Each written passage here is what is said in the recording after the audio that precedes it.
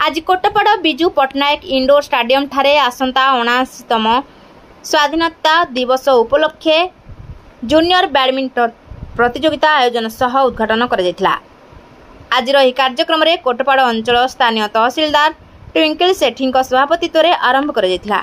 सम्मानित अतिथि भाव में कोटपाड़ ब्लॉक बीडीओ संध्याराणी समरथ, अध्यक्ष एम शंकर राव, संपादक गणेश पंडा, उपाध्यक्ष M Santoshi, double A Santosh Bag, ward member Syed Yusuf सहित मीडिया बंधु छात्र छात्री माने उपस्थित थिले।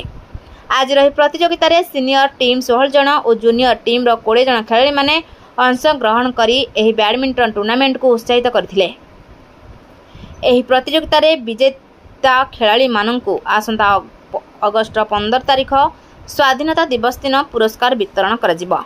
चलित वर्ष 15th अगस्त सेलिब्रेशन कोटपाड़ रे हमर सहरांचल लेवल रे बैडमिंटन टूर्नामेंट इनागुरेशन हो जाए। हमर सीनियर लेवल रे टोटल 16 टीम आउ जूनियर रे 20 टीम अच्छा पार्टिसिपेंट मानक एनकरेज करने आपड़ देखुवे आम समस्त प्रेजेंट अच्छु।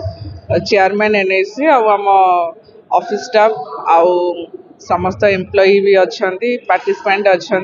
तो आगो को केमिति आम पार्टिसिपेंट मानक परंपराटा कंटिन्यू रहिबो से मोटिवेशन रो गोटे सोर्स सेटा। तो चाहूँ आम कोटपाड़ रे आगामी दिन में स्पोर्ट्स को आउरी एनकरेजमेंट मिलू, पिलांकर प्रतिभा विकसित हो एवं युवगोष्ठी भितर गोटे उत्साह रो खेल क्रीड़ा प्रति से आमर आशा और विश्वास। तो ये अगस्ट 15 रे समस्त पार्टिसिपेट करेंगे आउरी अन्य प्रतियोगिता रे भाग नहीं कि गोटे एक्टिवली पार्टिसिपेट करी समस्ते निजर दक्षता परिदर्शन करेंगे बोली मु आशा करुछि। स्वाधीनता दिवस उपलक्षे आयोजित आमर जो सेटल कप टूर्नामेंट आज आमर वीडियो श्रीमती संध्या समरथ आउ tehsildar Shrimati Twinkle Sethi, NSC chairman, vice chairman, block से उपस्थित आज उद्घाटन करागला। आमर ये सीनियर 16टा टीम पार्टिसिपेट करछंती आउ जूनियर 20 गोटी टीम पार्टिसिपेट करछंती। प्राय 2 दिन धरी खेल अनुष्ठित हम। इठू जो मैंने उत्तीर्ण हे से आम अगस्ट 15 दिन संध्या बेलू माननीय विधायक द्वारा पुरस्कृत करेंगे।